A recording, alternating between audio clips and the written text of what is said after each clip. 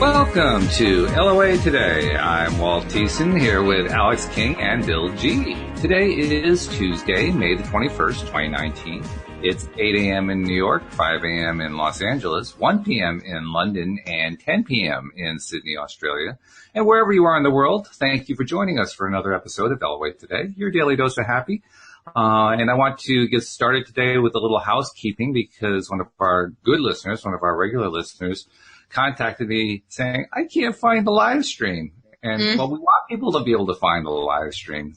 So understandable. I mean, we move things around. Now we're live streaming to YouTube. So it's understandable that people would lose that. But, fortunately, we are making it as simple as possible for you to find it. So I just wanted to give people a quick tutorial on how to find us. First and foremost, and I actually forgot to tell this to the person I was communicating with when I first communicated. I had to send her a separate note afterward, but we have right in the description where you're listening to this podcast, we have links, and one of the links is to the YouTube live stream page. So that's actually your easiest way to get there. Just look for, I think it's the fourth link, because we have a link for people to subscribe by iPhone, another one for subscribing by an Android phone, a third one for the YouTube, and a fourth one for the Zoom platform for people who want to come onto the show and talk to us while we're recording.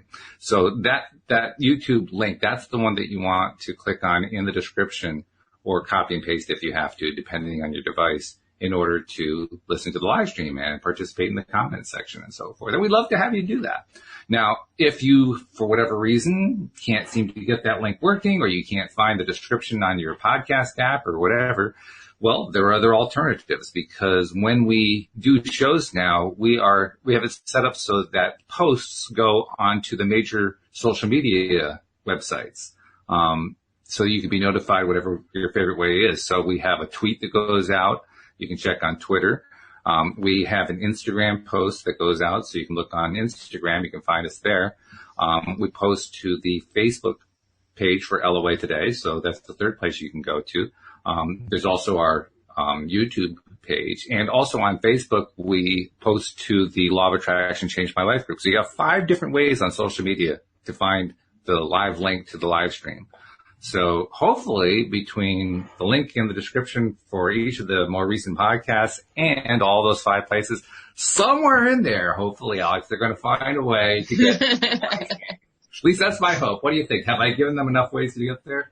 I think you have. I think so. Okay, good. So the expert YouTube and social media expert has pronounced her A-OK on finding how to get to the live stream.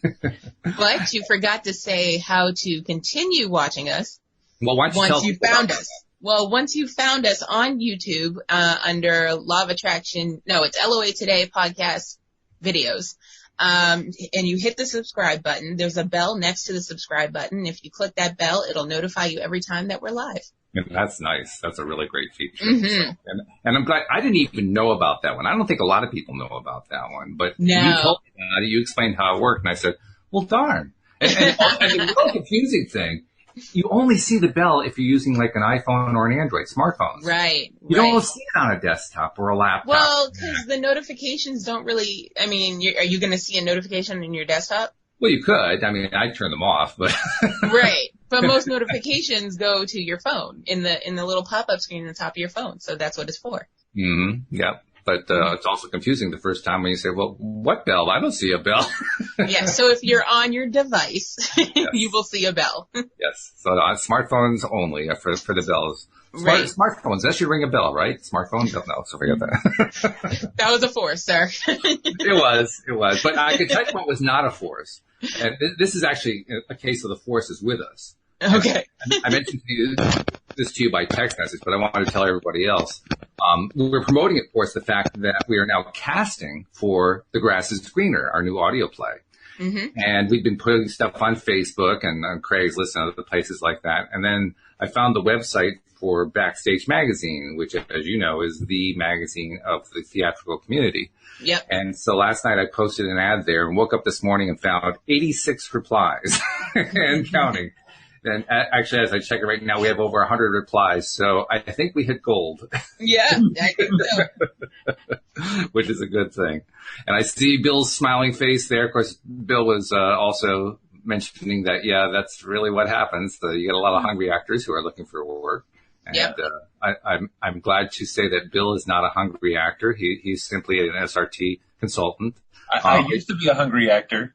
You were a hungry actor. I was a hungry actor. When I was a teenager, I have an identical twin brother, and we were both, we were doing the twin thing. Mm-hmm. So cool. Yeah, so we were doing the twin thing, and we went to, cattle calls in New York City for commercials and all the sorts of stuff. And yeah, you're willing to do all kinds of work when you're a struggling actor. So, it's gonna be good. And I'm so excited for you guys. And, I asked my son if he wanted to audition, and he's like, nah. It's like, okay. It's gonna cut into his gaming time. Yeah. Actually, he actually just, got himself a Twitch channel. Oh, no kidding. What's a Twitch channel? He has his own Twitch channel. You gotta tell people what Twitch is, because a lot of people don't know what Twitch is. Yeah, I don't know what that is. Twitch is a live streaming channel primarily for gamers, video gamers, and today he's going to be doing his first live stream, just playing the new version of Minecraft. Nice. So it's amazing to me. I mean, when Bill told me about this, Alyx, I had to go see for myself. You can actually find this on YouTube. There are people who will play video games, recording the fact that they're playing the video game while they do their chit-chat back and forth, and have hundreds of thousands of people following them while they do this. That's how these 12-year-olds are making hundreds of thousands of dollars. I mean, this is insane. Yeah. It's a whole phenomenon. It's a whole thing. yeah. I never really would have thought that, but hey, it's a new era. Because if you think about it, if you're really into a game and you're stuck on one part, and you can go on YouTube and watch this person go through that part, and you're like, oh, thanks. It's helpful.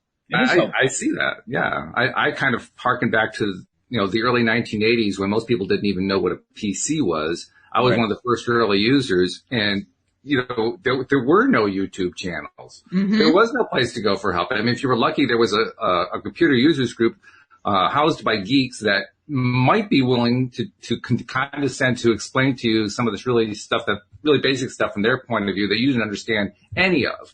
Yeah. And so you just you learn through your fingertips. You just tried this and you tried that. Now you go to Google and it just gives you an answer in 30 seconds of what it is that you're trying to get an answer to. So it's a different world. That's all. I mean, the number one YouTuber on YouTube right now is PewDiePie. And, what is it? Yeah. And PewDiePie.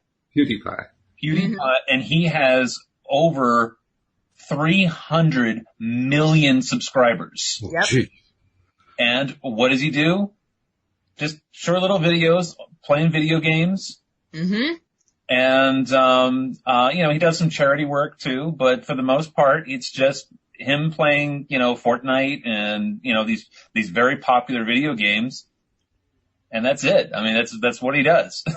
Yeah. And I've also heard that it's possible for somebody to build up a huge followership, and then they do one thing wrong and they lose half their followers. Oh, yeah. Well, yeah. It depends on what that wrong thing is. And actually, the kiss of death is talking politics. Well, that's always been true. I mean, Linus Van Pelt from Peanuts taught us that. There are three topics you always stay away from: religion, politics, and the Great Pumpkin. Right. That piece of wisdom has carried on throughout the ages. So. It has. And also is if they come off as being racist or sexist, that will also be the kiss of death on that platform. That makes sense, yeah. So. But I mean, potty mouth, absolutely no fair game. A bunch of rating censors in Hollywood are just absolutely in tears today. Yeah. They're like, we're out of jobs because of YouTube. But yeah, there was, oh my God, I can't remember his name. His brother's name is Jake Paul.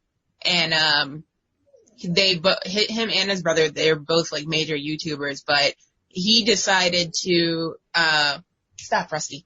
He decided to take a trip to Japan and go to the suicide woods, and totally made this rude video about suicide. He was showing dead bodies. It was and people were not having it. They were like, suicide is not a joke, and he lost everything in a matter of 24 hours. Wow. It was insane.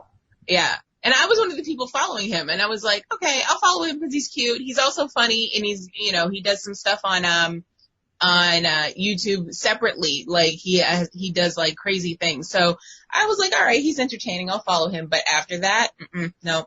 I stopped following his brother too, just for association purposes. Ooh. Yeah. That's rough.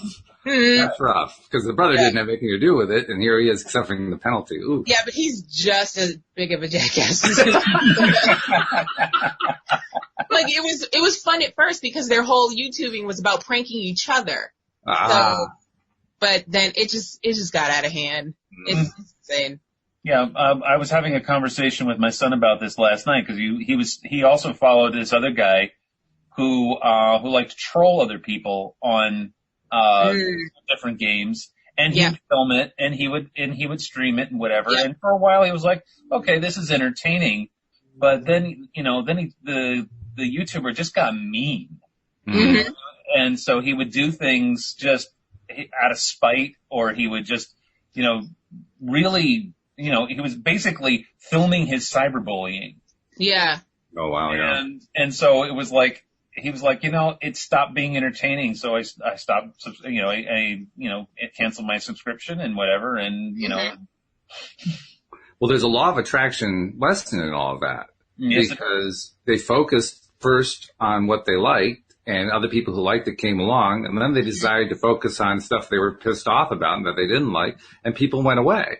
Right. Yep. And what was left was probably some dregs of the world that you wouldn't want to invite to a cocktail party. So they attracted exactly what they put out there. Which is, I mean, talk about it. People complain things don't come quickly enough. Well, that stuff came probably quicker than they had in mind. Mm-hmm. Right. And YouTube is a great forum for exploring law of attraction in that way, because you look at who the most popular YouTubers are out there and watch some of their videos, and you're like, wow, okay, they got good messaging, they got good, they've got a good personality, and they're good people. You can tell, right? I mean, because especially when somebody is streaming, you get to see the uncensored them. Yeah. You're not getting a whole lot of, when you watch TV, you get something that's been produced, and you got outtakes and whatever, and all that's taken out. So all you're looking at is a polished product. But when you're looking at a stream and you get to see them interacting with their friends and whatever, it becomes a very personal experience. And if they're nice people and they are doing something that you like, and that's great. I mean, the stream that I always like to watch is, my Critical Role people for D&D, and they have built such an incredible community. This last month they did a Kickstarter campaign, and they broke the record for Kickstarter for they wanted to make an animated TV series about their first D&D campaign.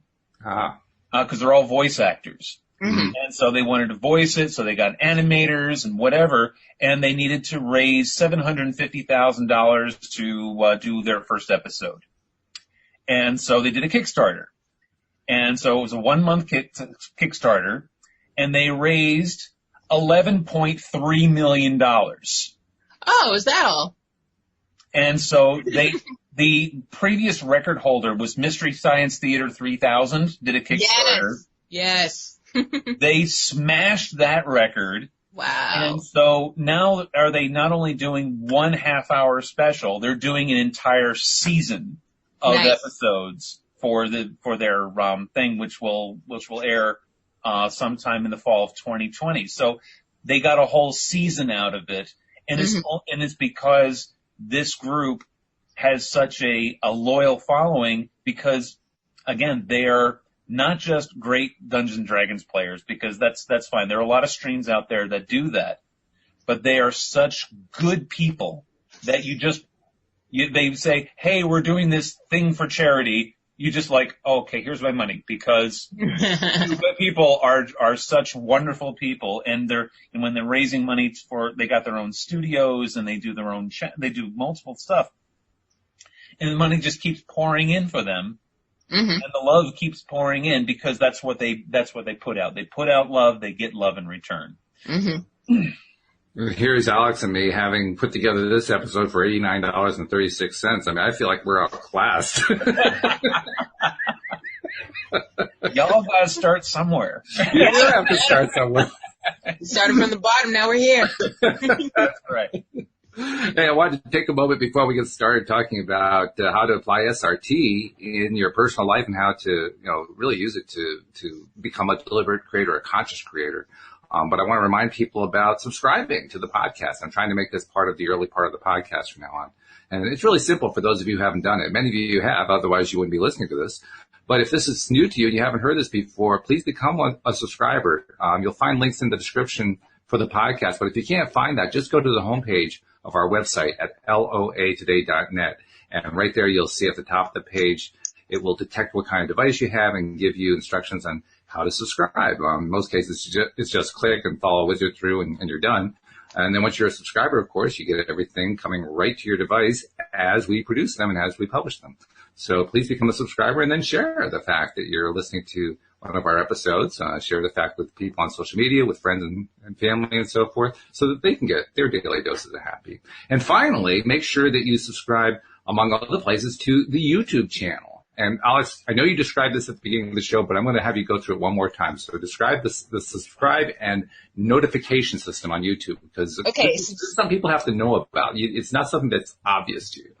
Well, as we previously discussed, if you are on your smartphone device, you can go to LOA Today podcast videos, and you can click the subscribe button. And once you've done that, you can go to the right and click that little tiny bell. And once you click that bell, you will be notified every time that we are live. And once you do that, tell a friend to tell a friend. And there we go. It's beautiful. Well done. You do it so much. You should do the intros and the promos for us each show. You do it so much better than I do. Give me the intros and I will do them. Okay. All right. That sounds good.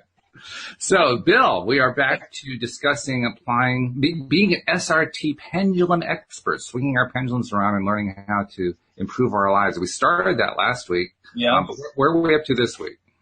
Well, I think what we're talking about, and I'll reiterate some of the things we said last week, in that it's very important that whenever you're learning a new healing modality for your own self-help, is that you read about it and understand it as best as you possibly can before you really start to dive into the deep stuff. And the reason for that is, think of it as a healing technology. And just like when you buy a new computer and you need to understand a new operating system, you need to really maybe go through some tutorials, maybe read the instruction manual, know what you're doing before learning how to program it. Otherwise, you could get yourself into trouble. And what you get yourself into trouble with this kind of work is asking questions from a position of ego and not quite understanding the questions you're asking, and you end up manifesting the wrong things or asking the wrong questions that run you down rabbit holes that you didn't want to go in the first place. Because I've had clients in the past, and I caution this with other people, that if you have a strong belief in religion, and you're trying to structure it around that, a lot of religion talks about evil in the world. And if you believe very strongly in evil and you feel like you are channeling evil while you're doing it, well, law of attraction says that's what you're attracting now. You're now attracting evil into your life, and you're now making things more difficult for you than it needs to be. So with any healing technology, you need to understand what you're doing. Now, if you're a strong book reader and whatever, that's great. You can read the books and get a good idea of what you're doing. For most people, I recommend actually getting the training, find a certified teacher to do the training with, and, get a mentor of some kind or a life coach to help you through this stuff. Because, that's really what life coaches do, what spiritual coaches do. They give you tools that you can then do on your own to do the work. Mm-hmm. Now let's say, for example, that you've gotten some training, you get an idea of what you're doing. Now you need a buddy. The buddy system is really, really important in this process. Because again, if you're doing the work by yourself, you can do the work by yourself, but when you start going into the different layers of the things that are, making you tick, or the things you want to change, the blocks that you want to change, there's going to be a strong part of you that doesn't want to look at certain pieces. Mm-hmm. So you're going to be like, okay, you got the pendulum. You're like, okay, am I clear? Ego at 0. Great. Okay, I'm going to ask this question, and wait a second. Now my answers aren't making any sense. All right, where's my ego on right now? Wait a second. What's it doing way up there? Okay, let's go down here again. And then you ask, am I blocked with this? And then you get a yes. It's like, okay, well, unblock me. Okay, you're unblocked. Okay, ask a question. Now you're blocked again. And it's because there's a subconscious program running saying, I don't want to see that. That's an interesting thing. Yeah.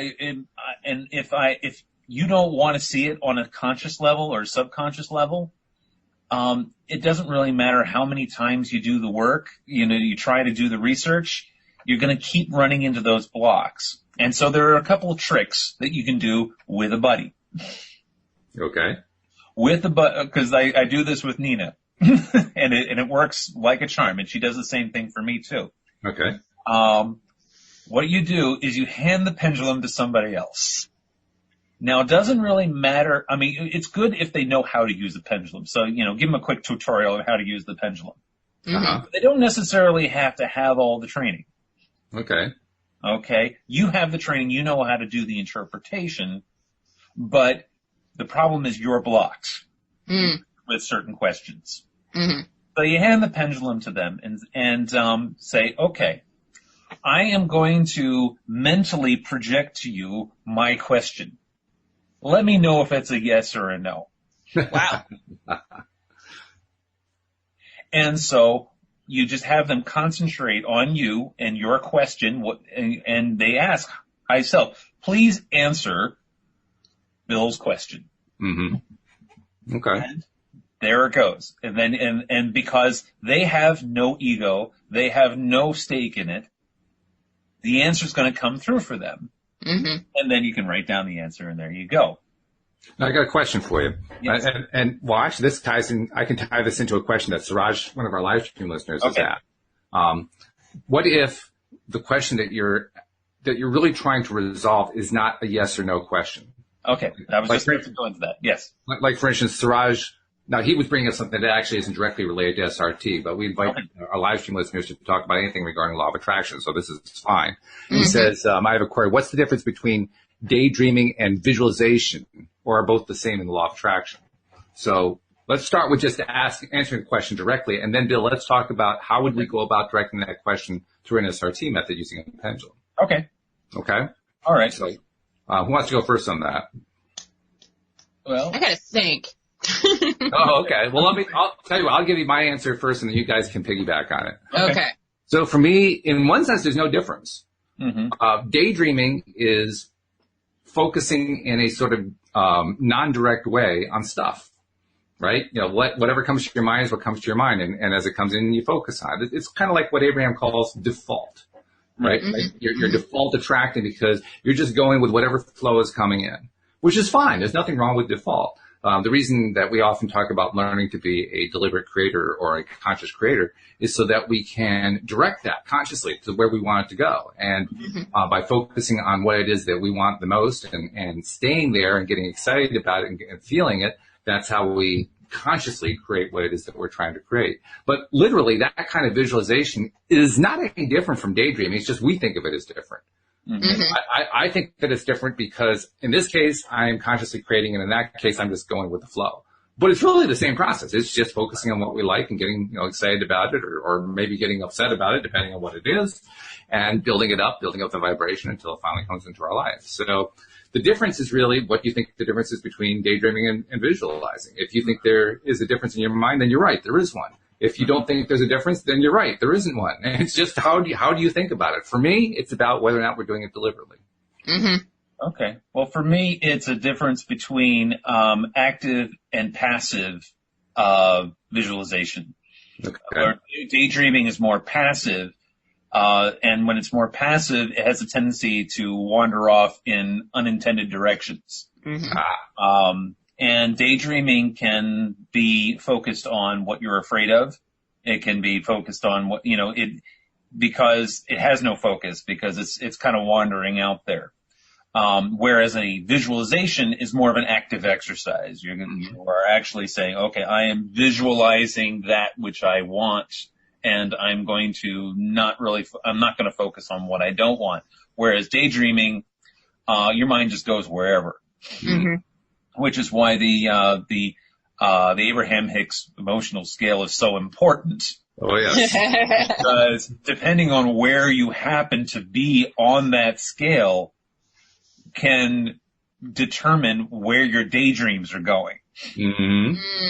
Because if you're very low on the scale, your daydreams are going to be wandering towards the more negative, whereas if it's on the high scale, it'll be wandering more to the more positive. A client I saw yesterday, who came to me for business to help with her business, we went to the Abraham Hicks emotional scale, and she was all the way at the top. And she's like, how can that possibly be? Because I am in an absolute panic and depressed over her business, because some stuff has been happening has been a challenge with her business. And I said, well, here's the thing: your subconscious is at the highest level of the Abraham Hicks emotional scale, which means whatever you put your mind to with your business is likely to succeed. Because you are already the master manifester here as far as and she's got a very successful business. So it's not like it's she's really struggling to get clients or customers or whatever with her business. That's not a struggle for her. What she struggles with is the legislative aspect of it. So, the exterior environment. And I'm like, you don't have a whole lot of control over that. So what you do is you just have to bend with the breeze here. So the wind is going to be shifting. So when you're in a sailboat and the wind shifts and you still need to travel in one direction, what do? Do you, hold your hands up and say, okay, I'll just go where the wind blows me? Or do you adjust your sails? And what you do is you adjust your sails. So that way you are heading in the direction you want to be going, rather than going into a direction that somebody else thinks that you should be going. And by the way, if you do that with a very happy feeling, and she's in a high vibrational place, so that's easy for her to do, you end up influencing what you call that legislative side. You end up influencing that stuff. Right. Exactly. And the other thing was, okay, all right, so the legislative environment is not favorable to you right now. It'll go back, because that's the nature of government. The pendulum swings. Well, exactly. It's the nature of a pendulum. I was just going to say. Right. Politics is like a pendulum. It goes one way, it goes the other way. So we haven't left a whole lot of meat on the bone, Alyx, but is there anything you wanted to add into what Bill and I were saying? Well, I totally agree with both of you. And I was going to say it's kind of like the comparison for me personally, the comparison between sleeping and meditating. Oh, yeah. You know what I mean? So if like sleeping, you're like attempting to fall asleep in most people's cases, and you know, get some good rest. Whereas asterisk. Yeah, exactly. So, but whereas meditating is like you're attempting to accomplish some goals while you're relaxing. So, yeah, that's what I need to compare it to like put it in layman's terms for me. That's but, good. Yeah. Mm-hmm. And very real world. I like that. Mm-hmm. So, okay, let's take that question we just answered. How would we go about answering a question like that if we're by ourselves working with a pendulum trying to use SRT, Bill? How would we go about that? Because, I mean, it seems like it's all yes and no answers. So how do you do this? Well, it's not all yes. Well, it depends if you got charts in front of you. And if you don't have charts in front of you, or you can always make your own charts. Mm-hmm. You know, I always recommend going with a set of charts, an excellent set of charts if you don't want to go the SRT route, because granted, SRT is talking about soul records. It's talking about some really deep, pre-birth stuff that goes on. And so it requires a fair amount of knowledge and understanding and belief in multiple lives, there's multiple universes and whatever. So you got to really, there's a lot to take in. Yep. You want to go for a system that is a little more straightforward and more earthbound. Excuse me, I gotta excuse myself, guys. I'll be right back. All right. You want something that's a little more earthbound, I recommend Dale Olson's book, which is The Pendulum Charts, Volume 1. And actually, he's got several books of pendulum charts. And these guys are, I don't know if you can see there, they've got various charts, various fan charts, and there's a lot of them that concentrate on health and disease and things you can do to change your life and there's even ones in here about how to adjust your meds. So that's a handy chart too, because it's got the special binding that makes it easy to fold the chart back, so you can just lay a chart flat on the table. It's beautiful. Well, for my SRT charts, I use a 3-ring binder. Yeah, there you go. Right. And that helps me, do that. Right. But if you're if you buy the Spirit Path book, Robert Detzler's Spirit Path book, there are a set of charts in that one. And also, in Soul Recreation, there's also some more charts in there. Now, those charts are very dated. Those charts were ones that he came up with in the early 80s and in the 90s. So the charts have changed since then. But if that's where you're going, if that's where you want to be, if you don't want to actually get through the training and whatever, you can always make photocopies of those and put them in a binder so that they're easy to use. But again, if you want to go the simple route, something a little more earthbound and something easier to understand, I recommend the Dale Olson charts, because then you use the charts accordingly. But again, you're still going to run into problems working by yourself with stuff that you don't want to face. So again, the buddy system works. And that seems kind of contradictory, I would say. I mean, it seems like, well, of course I want to face this stuff. That's why I'm doing this SRT work in the first place. How can you possibly say I don't want to face this stuff? Because we like to think of ourselves as the hero of our own story. And the hero may have some flaws, but they're by and large good people. Because, you're the hero. Right. And when you dive into this deep soul stuff, especially when you're going into past life stuff and whatever, you're going to find that you were not such a nice person. Maybe you're making this so enticing, Bill. I have to tell you. Maybe you were the anti-hero in a previous life. To the point where and the thing is, those actions and those things that happened in the previous life influence your current life, because they have created circumstances where you have to satisfy some, balance some karma. You have to deal with various experiences that you have to experience in life.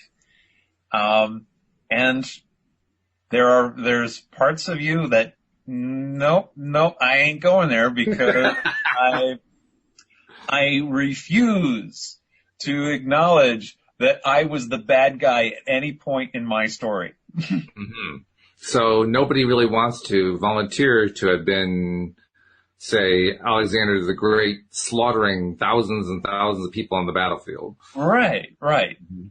And, I mean, soul retrieval is good for that in shamanic work, but if you're doing just this work here, yeah, it's gonna come up. Mm-hmm. And so, that's when you hand the pendulum to a buddy. And again, you're doing all the prep to work. You're making sure that everyone's clear and everybody's channeling correctly and communicating with high self and not communicating from ego. And then have somebody else run the charts for you. Now, also, I got another question here. What if you are one of those people who was originally somebody like Alexander the Great, and you actually like the fact that you were like that person? That's something else too, because then now you have to face the demon, the inner demon, that you were a person who enjoyed hurting other people. Mm. And so that's something else you got to deal with, because again, when you are the hero of your story, you don't want to think of yourself as doing bad things to other people. And yet, that's what, I mean, Greek drama is all about the heroes doing bad things to other people. I mean, that's right. What the heroes did. I mean, for example, with myself, I found that in previous lifetimes, I was a very, very bad person who took great pleasure in killing people and killing innocents, because my belief in those previous lifetimes was that I was doing God's work by ridding the world of certain undesirable people in the world, because they were I viewed them as being not human beings. I viewed them as being, subhuman. Therefore, it was perfectly okay to do that. I love the phrase, by the way. They're undesirable, and therefore you're doing God's work. I love that. But you look throughout history of all the horrible tragedies that's ever had, the genocides and whatever, and by and large, and you wonder how can human beings do this to other human beings? And the simple answer is, well, they just didn't view them as being human beings. Or if they did view them as human beings, they viewed them as somebody who was subhuman. Right. They were somehow superior to them. Yeah. So, there's like this racial thing with humanity, where humanity feels like we're better than everybody else. Right. Mm-hmm. Hold on a second here. Wait a minute. There's something wrong with this formula. Right. And it's the basis of persecution and religious intolerance and racial intolerance and whatever. It is the basis of all of that. And it's still something we struggle with as humanity. Oh yeah. And since we've been around for many, many lifetimes, we have all been guilty of being on the wrong side of that argument, or at least on the non-love, non-attraction side of that argument. Well, no, it's perfectly good at attracting. It's just not what you want necessarily. Right. And if you don't really see yourself as being that kind of person, it can be very difficult, very challenging to do that internal work to clear the karma associated with that, clear those soul programs associated with those other lifetimes, because in this lifetime, you still may be struggling with a lot of those previously held beliefs in other lifetimes. Because there are people who grow up in perfectly normal families who turn out to be, raging racists or whatever, and the families are like, that's not how we raised you or whatever. Where the heck did that come from? It could be a leftover from a previous lifetime, or a leftover, more to the point, a leftover from multiple lifetimes. when this past weekend we were doing some more work with me, and I'm doing this part-time gig, doing accounting work for a nonprofit, and I was really struggling. I mean, I'm doing bank recs, and I hate doing bank recs. Reconciliations between bank statements and general ledger is the most tedious work in the world. I don't recommend it for anybody, and accountants, I think by and large, don't like doing this work. Mm-hmm. And I was wondering what is it in my karma that makes me hate doing this work so much? And so we did some research, and it came up, just weird. It came up, it was like, no, this isn't right. So I handed the pendulum over to Nina, and I said, here are the charts. Here it is. Just do it. Just run me some charts. And she ran the chart. She's like, I have no idea what any of this means. And it's like, it's okay. You didn't have the training. It's all right. Just find, it's very easy. You go to chart number 1. It tells you which chart to go to. Then you go to the chart, and then you write down whatever it is that comes up. And so she did it. Just like, okay, this makes no sense to me. And she hands it to me, and I'm like, well, it makes perfect sense to me. And it turns out that in many, many lifetimes, we're talking hundreds of lifetimes, mm-hmm. I have been trying to save the world through accounting. I love it. Oh my God. Trying to find the truth, trying to help humanity through accounting. And when you look at it and you think about it, that is absolutely ridiculous. Yeah. But that's the kind of thing that we get hooked on. I mean, we come up with the craziest stuff.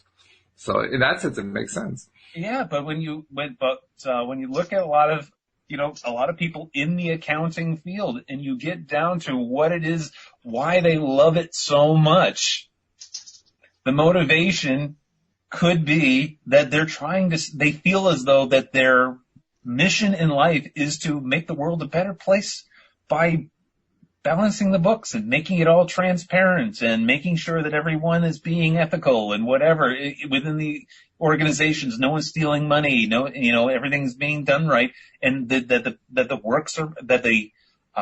books are pristine. Well, actually, I mean, I could see where it would make sense. Right. And Alyx is probably going to laugh at me for this, but if you look at the word accounting and you look at the word accountable, they have the same root. Right. So accounting becomes a way of holding people accountable. Right. Well, I see it as, being a way for them to keep the balances. Right. Yeah. So I totally get it.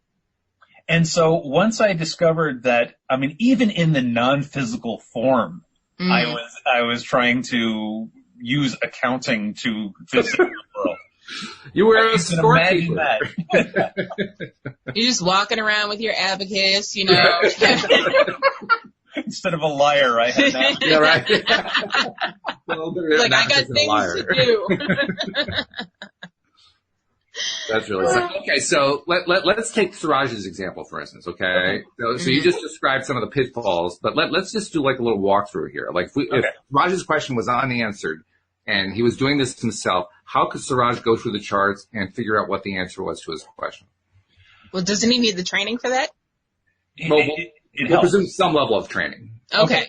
We assume he has some level of training. What he would do is he would first ask the question to high self, the yes/no question: is there a difference between my daydreaming and my visualization? Oh, okay. Okay. And the answer is not necessarily going to be a yes or a no. It depends on what that person's belief is about the difference. Okay. Now, if the answer for him comes back, yes, there is a difference, then he's going to ask the follow-up question of, what is the difference? And then he goes to chart 1 and he says, okay, Spirit, show me the chart that is going to tell me the difference. And so it goes to the chart, you go to the chart, you write it down and whatever. And again, this is where the training comes in, where you have to understand especially with the SRT charts, because the answers to a lot of those charts are very esoteric. And at the time they were even written, even Robert didn't fully understand them. The understanding sometimes didn't come until years later, which is why it's in the training material and not in the book. Because the book was written, several years before, and then the insight came several years later after he's had a lot of experience working with it.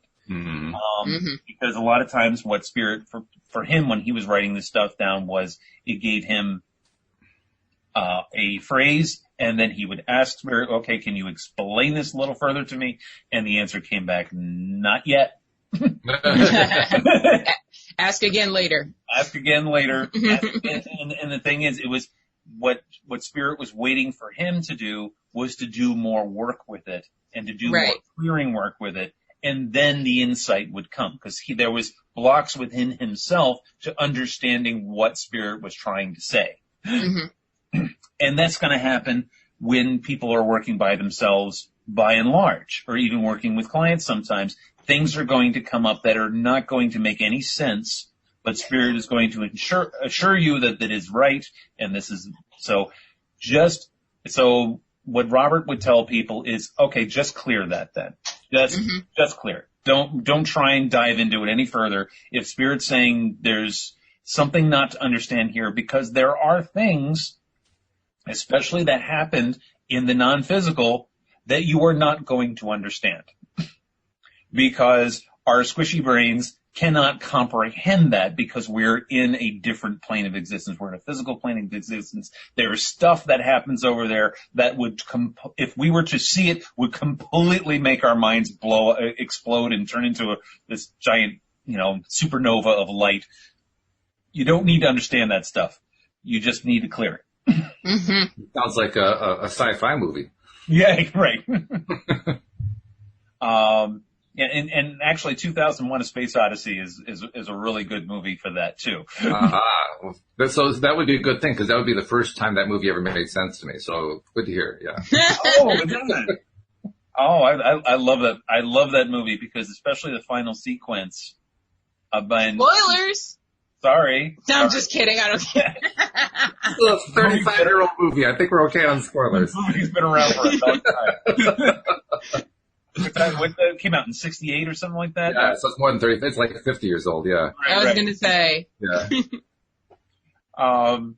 Yes, that is a whole, that whole final sequence where he's actually diving into his subconscious, and he's diving into existence, the whole secret of existence. He basically transforms into light energy at the end, which is really, really cool. I mean, that whole book series was, the book series and the movie series apparently was highly inspired by channeled energy, channeled stuff, which is, another reason why Stanley Kubrick and, who wrote the 2001? That was, Arthur C. Clarke. Was it Arthur C. Clarke who wrote that? Kubrick directed it, but who wrote it? I think Clarke did write it. I think you're right. They, to their dying day, there were things about that story and about that movie that they took to the grave with them. That were things that they did with that, because there were, a lot of people theorize that they received a lot of channeled information when creating that movie. And there are actually a lot of sci-fi movies out there that dive into that, but I digress. Well, that was also a movie that traumatized an entire generation, so that when PCs came along, nobody wanted to touch them. Because they didn't want the PC saying, "I wouldn't do that, Dave." I'm sorry, Dave. I'm afraid I can't do that. Yes. Actually, if you go to your iPhone and you tell Siri, open the pod bay doors, Hal, and wow, Siri will say something quippy, in return. Oh, Easter egg in there. Cool. That's why I don't mess with them fruit phones. Nope. An entire audience of phone users has just been insulted. That's why androids are my people. Well, there's a whole thing we could do about androids, but we don't have enough time for that. So. No, we don't. You So leave us alone. anyway, if you don't want to dive into that pool because you haven't had the training or whatever, again, I highly recommend going to the Dale Olson charts instead, and because it's a little more down to earth. I mean, we can do a quick example real quick. Sure. Using the Dale Olson charts. Why don't we do that? Okay. So, to answer Suraj's question, first of all, we ask the difference for Suraj. So what we do is we first connect to Suraj. All right. So we're connected to Suraj, and we'll ask the question, okay, first of all, is there a difference between visualization and daydreaming for Suraj? And I'm getting a yes. And can we find it on the Dale Olson charts? I'm also getting a yes. Okay. So, all right, let's ask the question. All right. Oh, come on. You got to give me something better than that. It came as the yeah, what happens when the pendulum doesn't? None. And it's like, come on. You said he was going to be on the Dale Olson charts. Show me on the Dale Olson charts. This goes back to what you originally talked about. What happens when the pendulum doesn't cooperate and gives you nonsense? Yeah, well, it's like, okay, well, then it doesn't want to give me an answer. And so I'm going to clear it again, and we'll see if it comes up with a different answer. Because maybe I'm not clear, or maybe Suraj isn't clear, because I've connected to Suraj, and maybe Suraj doesn't really. Yes, we've identified there's a difference. Yes, we've identified that we can find it on the Dale Olson charts, and it's like, okay, where on the Dale Olson charts? Oh no, I'm not telling. No. So this is like another argument for working with somebody else to help work through stuff like this. I'm okay. No, that's a little too personal. I'm not going to talk about that. Okay. Yeah. Well, let's ask. Now, I don't know what I missed, but how are you connected to Suraj if you haven't done the prep work? I have connected to him because he asked a question. Uh-huh. And by the way, he just put up a couple of smiley faces, so he's liking this. Okay. He's asked a question, and I'm not diving too deep into him. I'm not doing clearing work for him. We're simply answering. Okay. Yeah, you don't want to intrude on who he is because we don't have permission for that. Yeah. Okay. So it went to the condition chart, which is chart 29 in here, and it went to mental body. So what that's saying is the difference for him between daydreaming and visualization is attitude. How he visualizes it in his mind. Okay. Which is what we were saying. Which is what we were talking about. Yeah. Why he thought that was too personal. Maybe for that moment he was like, oh, wait a second, I don't know what and so block went up. Shields went up. Right. Or like, maybe it's cool. We're not going to get too personal here. Well, maybe I was going to say maybe they thought we could see the actual daydream, and that was the personal part. Yeah, we want to avoid that. We're not doing that because that's an intrusion. You can keep your daydreams. And it's your personal business. That is your That's thing. right. So again, it answered the question. Right. The question was, it really comes down to what his mental state is that will determine the difference between his daydreams and his visualizations. And that was pretty quick. I mean, you asked like 4 or 5 questions in the space of about a minute, and you were done. Mm-hmm. Right. And it was a relatively simple question. Mm-hmm. Okay. Now, you asked. Well, apparently it wasn't simple when Suraj originally asked it because he was confused about it. So it was important to him, even though it was simple. Right.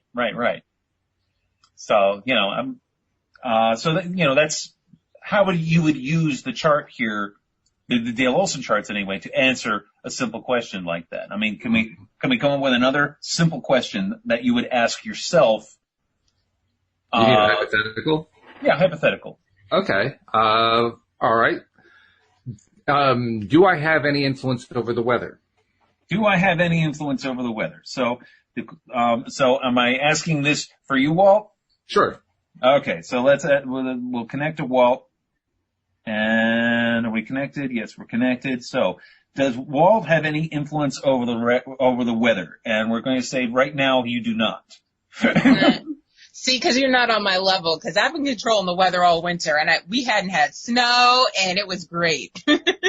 So at the moment, right this second, no, right this second, influencing the weather. Okay, because I have had plenty of influence in the past. I've been able to do all kinds of. Or we're just talking about right now. Right. Right. Has Walt had influence on the weather in the past? And the answer comes back yes. Yes, he has had an influence on the weather in the past. Okay. Now, do we want to dive deeper into that using? Can we dive deeper? Well, let me ask a follow-up question. And this is probably one you can answer without using the pendulum, but let's use the pendulum for the fun of it. Okay. Why is it that sometimes I can influence the weather and other times, like right now, I can't? Okay. Can we answer that question on the Dale Olson charts? We can answer that on the Dale Olson charts. Show me. Okay. Show me. It's probably because you're concentrating on the podcast. You can't focus on the weather right now. I am the Dale Olson chart, okay? So, boom. So it took me to what he calls the personal motivator chart. Oh. And it went to empowerment. Empowerment. And is there another one on this one? Yes. Show me.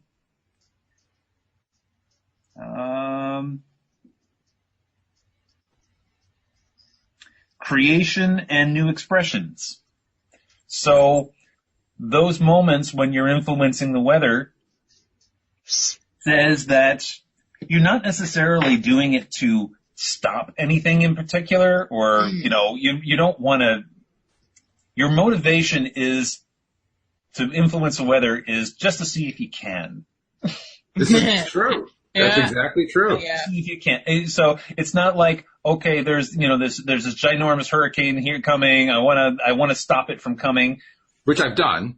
Which you've done, but it's not like a primary motivator. It wasn't even, the first time wasn't even close, because I had no idea that I could actually do it. I just simply put out a wish, it was more of a determination, because my wife and I were going to a lake in Virginia where my parents used to live, that we used to go to for vacation. And there was a hurricane coming in off the coast from the Carolinas, and it was headed right toward where we were going.